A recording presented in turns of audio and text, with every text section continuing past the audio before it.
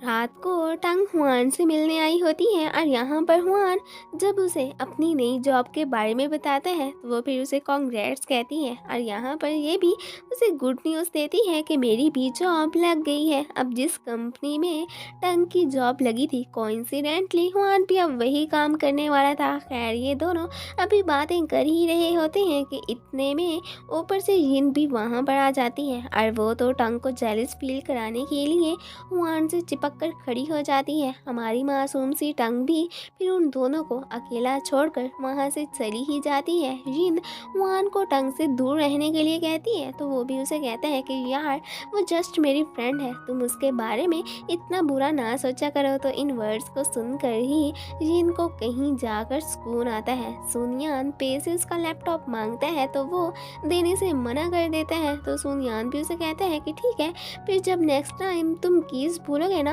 तो तब मैं तुम्हारी कोई हेल्प नहीं करूँगा। अब ये सुनकर तो वो फौरन से उसे लैपटॉप दे देता है। सुनियान यहाँ पर फिर एडमिशन नोटिस लेट आने के बारे में सर्च करने लगते हैं कि आखिर इसके पीछे रीजंस क्या होते हैं। उधर शोई तो बेचारी बहुत ही परेशान होती है कि पता नहीं अब मैं क्या करूँ और क्या ना करूँ। नेक्स्ट डे सुनियान फिर पोस्ट ऑफिस पहुंचा होता है और यहाँ पर उसे पता चलता है कि ऑफिस में स्टाफ की कमी है जिसकी वजह से वो लोग कुछ लोगों को उनकी पोस्ट नहीं दे सके थे। फिर यहाँ पर सुनियान अंकल से एक फेवर मांगता है। अब शोए अपने नोटिस के आने का वेट कर ही रही होती है कि इतने में डाकिया अंकल पहुंच आते हैं और जब वो उसे उसकी पोस्ट देते हैं ये देखकर तो वो बहुत खुश होती है और अंकल से सुनियान ने यही फेवर तो मांगी थी। और फिर वो जब शोई को इतना खुश देखता है तो तब हमेशा की तरह वो प्यार से उसके सर पर हाथ रख देता है। रात को वो फ्रेंड्स फिर से इकट्ठे होते हैं और यहाँ पर शोई तो सबको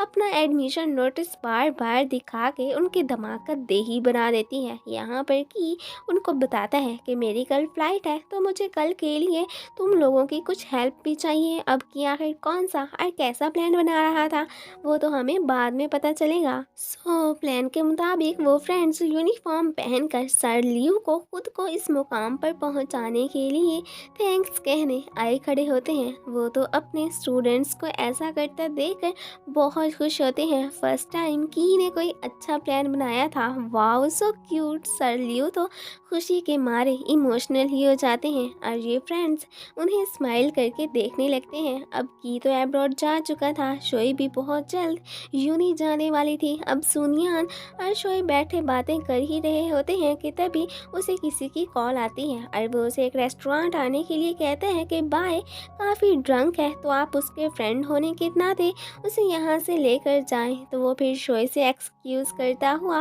वहाँ से चला जाता है। अब वो बाय को लेने पहुँच आया होता है। एक्चुअली में बाय अपने लिए और अपनी गर्लफ्रेंड के लिए बहुत सारा पैसा कमाना चाहता था और पैसा ना होने की वजह से वो अक्सर ऐसे ही परेशानी के मारे बहुत वाइन पी लिया करता था। फिर सुनियान उसे रूम में लेकर आ जाता है। यहाँ पर बाय की गर्लफ्रेंड उसे कॉल करती है तो अब तो वो सो गया था तो इसलिए सुनियान वो कॉल पिक करता है और यहाँ पर बाय की गर्लफ्रेंड उसको लेकर काफ़ी परेशान होती है। अब उन दोनों की एक दूसरे के लिए इतनी केयर और प्यार देखकर तो सुनियान को बहुत ही दिली खुशी मिलती है और वो उसे बाय के लिए इतना परेशान ना होने को कहता है कि वो ठीक है, डोंट वरी। अब शोए का यूनी जाने का दिन आ जाता है। उसकी मॉम तो उसके जाने से बहुत ही इमोशनल हुई बैठी होती है क्योंकि आखिर उनके घर की रौनक जो जा रही थी वो फिर उन्हें तसल्लियाँ देती हुई सुनियान के साथ फिर वहाँ से चली जाती है। अब वो दोनों यूनी पहुँच आए होते हैं और यहाँ पर अभी एडमिशन फॉर्म मिलने में लेट होती है तो इन दोनों को बाहर खड़े होकर वेट करना पड़ता है। यहाँ पर शोए को जब धूप तंग करती है तो सुनियान उस वक्त उसे अपने साए तले ले लेता है। अब इन दोनों को साथ में देखकर बाकी की गर्ल्स समझती हैं कि ये दोनों डेट कर रहे हैं, लेकिन शोए और सुनियान को तो उनकी बातों से कोई फर्क नहीं पड़ता बल्कि शोए तो क्यूट सी स्माइल करने लगती है। अब जो लड़का शोए से एडमिशन फॉर्म फिल करवाता है वो ना सिर्फ सीनियर होता है बल्कि स्टूडेंट काउंसलिंग का मेंबर भी होता है। वो जब शोए से फ्री होने की कोशिश करता है तो उस वक्त सुनियान का तो जेलिसी के मारे बुरा हाल हो जाता है और जब वो शोए का सामान उससे लेने लगता है तो तब सुनियान बड़ी मुश्किल से उसे उसका सामान देता है। शोए की मॉम तो उसे उसे बहुत मिस करती हैं और जब वो उन्हें कॉल करती है तो वो खुद ही सारा टाइम उससे बात करती रहती हैं और अपने हस्बैंड को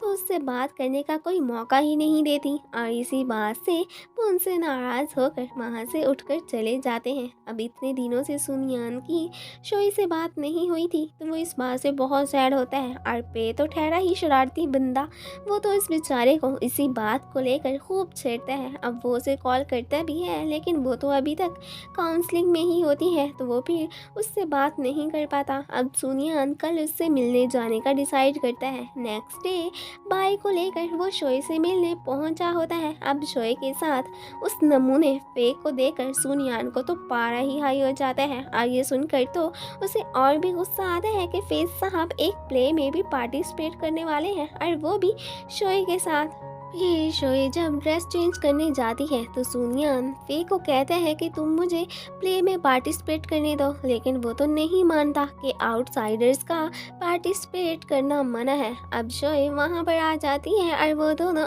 फिर वहाँ से चले जाते हैं। अब बाई यहाँ पर पे को बुलाने का सोचता है।